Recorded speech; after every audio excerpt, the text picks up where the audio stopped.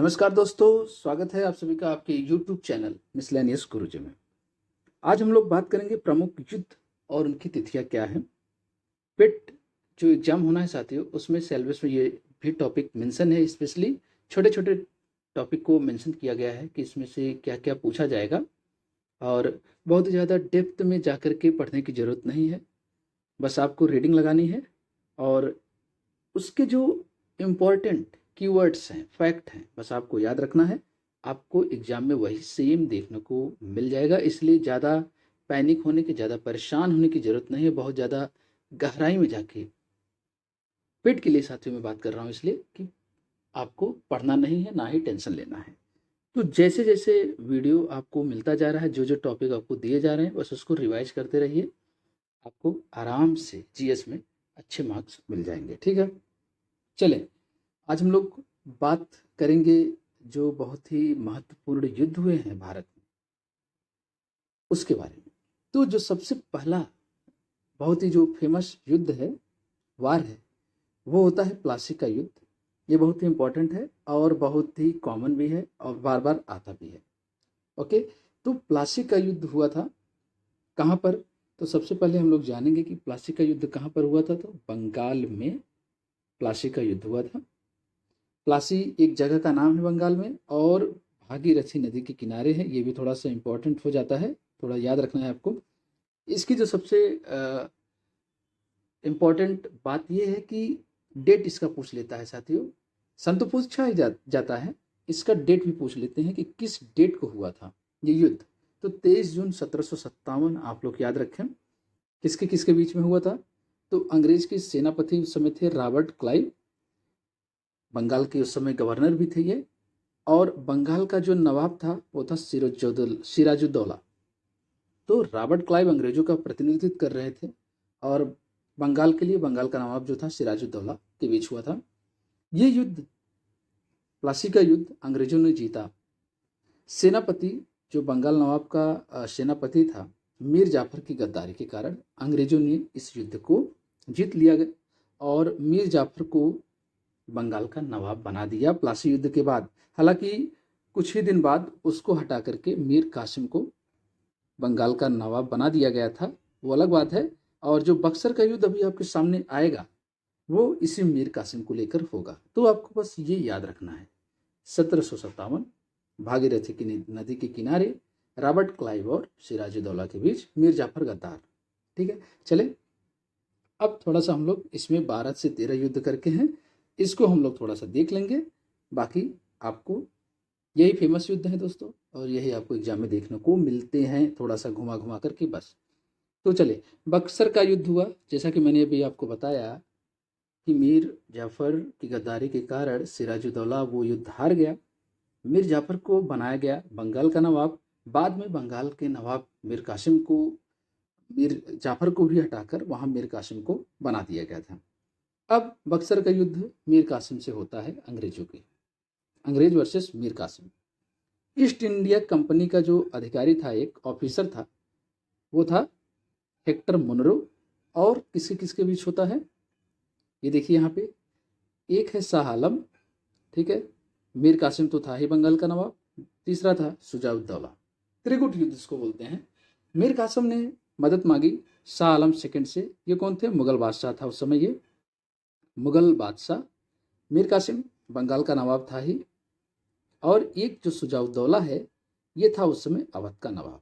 तो मीर कासिम ने इन दोनों से मदद मांगी अंग्रेजों के खिलाफ। हालांकि कोई रिजल्ट नहीं निकला। अंत में एक बार फिर से अंग्रेजों की ही जीत हुई, और इस जीत से अंग्रेजों का भारत पर वर्चस्व वर्चस्व स्थापित हो गया। 1757 में उसने जो किया प्लासी के युद्ध में तो किया ही, 1764 का जो बक्सर का युद्ध वो जैसे ही जीता, उसका पूरी तरह से वर्चस्व भारत पर काबिज हो गया। तो आपको ये याद रखना है कि किसके किसके बीच हुआ। हेक्टर मुनरो ने शाह आलम सेकेंड, मीर कासिम तथा सुजाउद्दौला त्रिगुट को हरा दिया। देखिए दोस्तों, जो सबसे इंपॉर्टेंट इसमें बात है ना, वो ये है कि बक्सर के युद्ध के समय जो बंगाल का गवर्नर था ना, वो कौन था, ये आपको जानना है। तो इसमें बंगाल का जो गवर्नर था, क्या रॉबर्ट क्लाइव था क्या? बिल्कुल नहीं। तो बंगाल का जो गवर्नर था वो था लॉर्ड, लॉर्ड क्या कहें इन लोगों को, छोड़ो, बस इतना याद रखना है क्या कहें लॉर्ड इनको, वेंसिटार्ट, ठीक है, वेंसिटार्ट, ये था उसमें बंगाल का गवर्नर। बक्सर के युद्ध के समय अगर बोला जाए तो बंगाल का गवर्नर वेंसिटार्ट था। इसका कार्यकाल क्या था, 1760 से लेकर के 1764 तक था। तो बक्सर के युद्ध समय ये वेंसिटार्ट था। तो ये कीवर्ड्स आपको याद रहेंगे ना 1764 में। मीर कासिम, शाह आलम और शुजाउद्दौला तीनों की सेनाओं को ईस्ट इंडिया कंपनी का एक अधिकारी हेक्टर मुनरो ने हरा दिया था। उसमें गवर्नर वेंसिटार्ट था। खत्म।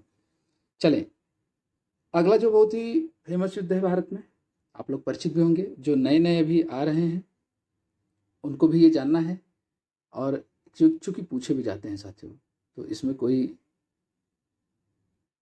ठीक है। चलें, तो पानीपत का जो प्रथम युद्ध था वो था 1526 में। किसके किसके बीच में हुआ था, तो बाबर और इब्राहिम लोदी के बीच हुआ। और आपको ये याद रखना है इसमें कि बाबर विजयी था, ठीक है, याद कर लिया आपने। बाबर कौन था, ये मुगल वंश का संस्थापक था बाबर। और इब्राहिम लोदी कौन था, ये लोदी वंश का अंतिम शासक था।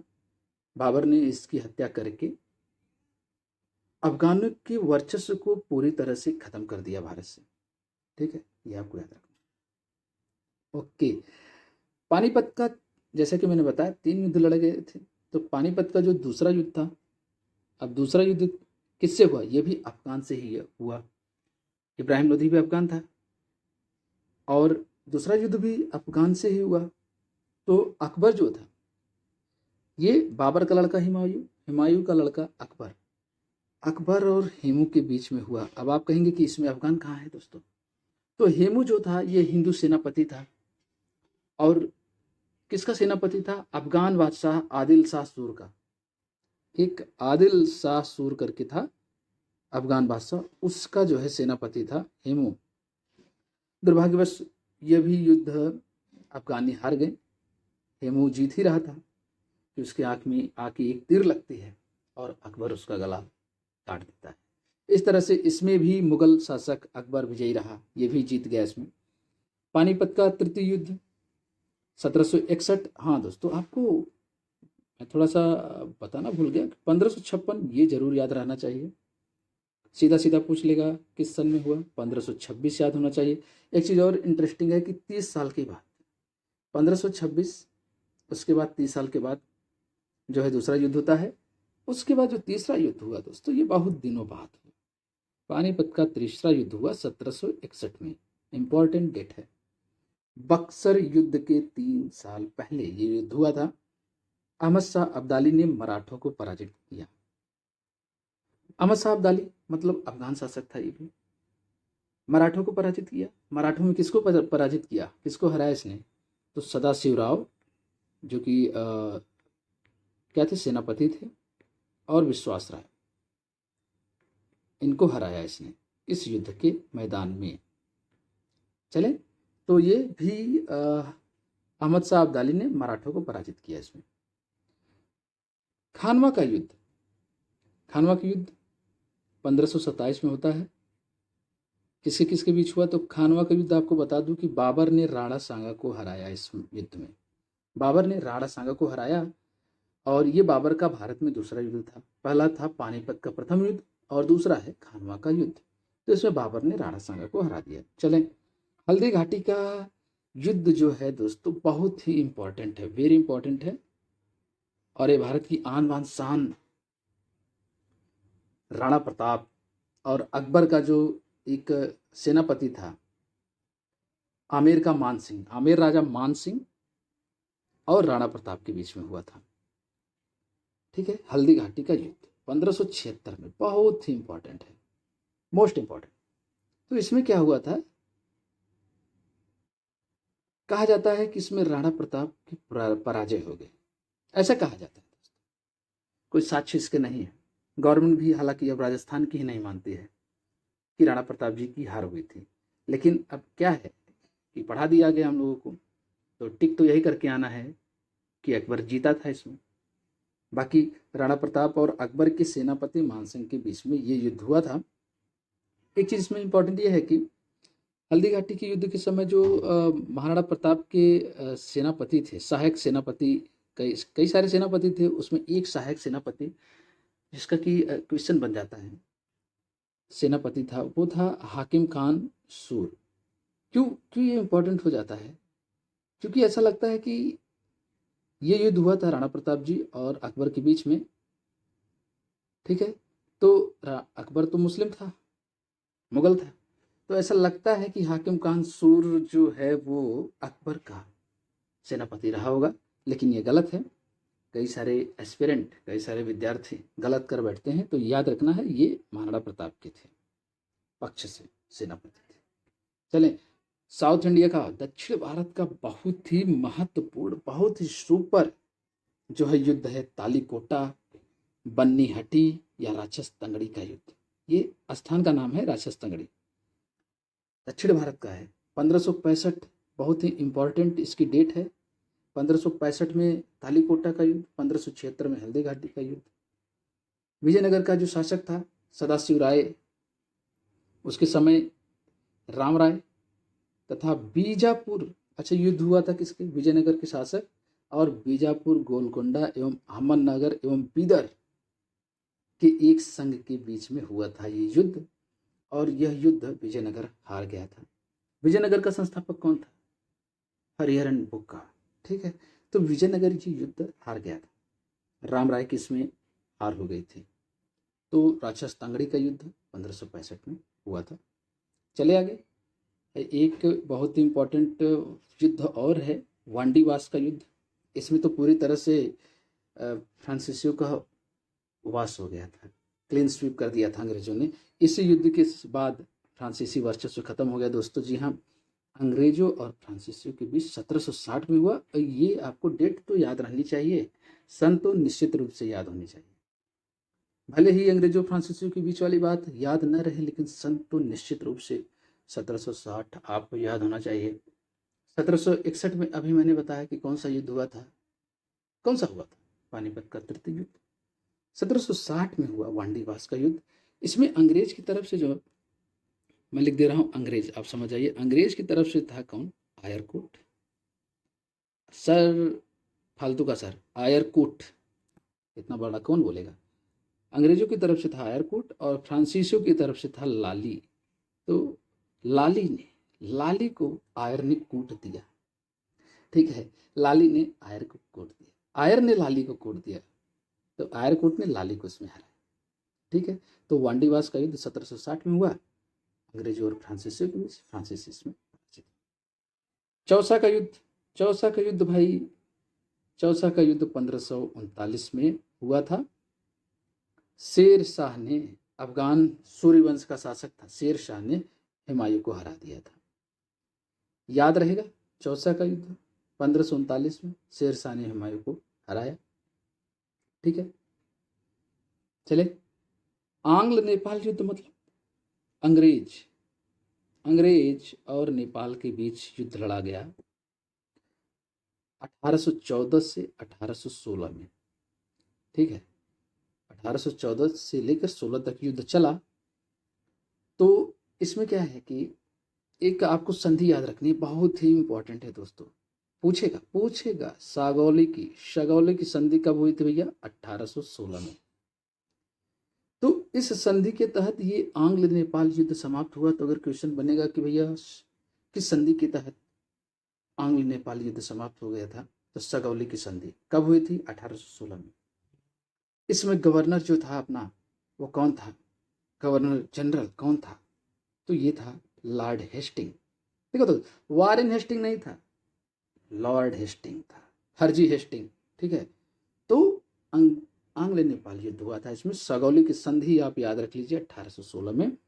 बस, चलिए 2 युद्ध और बचे हैं दोस्तों, अगली वीडियो में भी आपको ये मिलता रहेगा, लेकिन जितना पढ़ाया जा रहा है, जो अभी इससे पिछले की 2 सीरीज हैं, एक है आपका कंट्रीज, कैपिटल एंड करेंसीज, उसको आप देखें। दूसरा है, मैंने करा दिया है कि भारत के जो प्रमुख पास हैं, मतलब दर्रे, पहाड़ों में जो पाए जाने वाले, उसको पढ़ा दिया मैंने, उसको भी आप रिवाइज करिए।